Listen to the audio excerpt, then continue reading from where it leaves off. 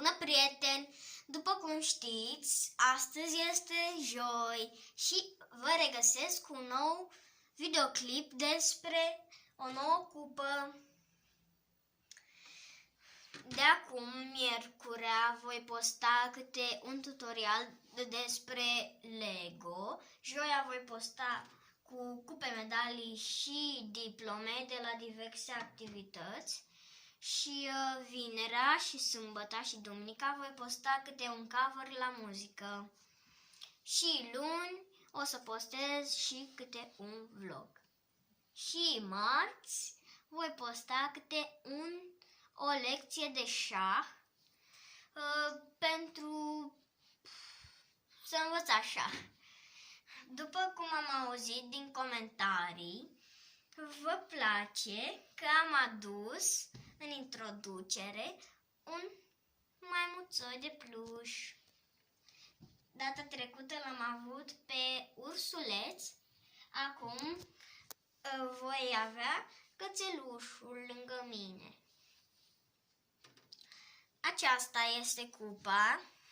Am câștigat-o cupa Genius în 2019, locul 3 la 10 ani, la rating 1001, la Facultatea de Automatică și Calculatoare din Galați, la 8 ani și 5 luni.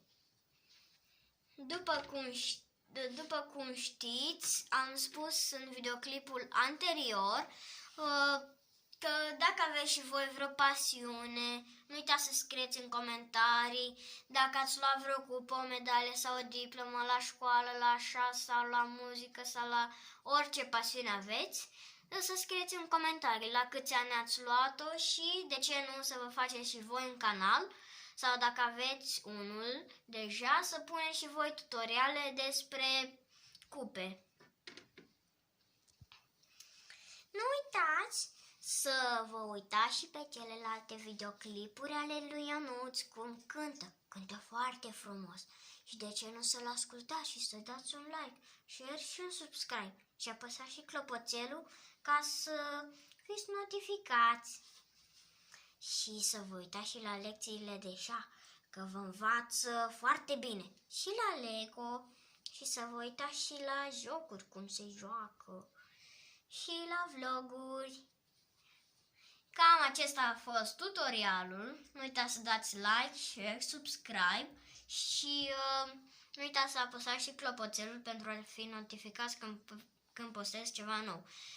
Cu setarea pe toate notificările. Pa, pa! Vă iubesc foarte mult!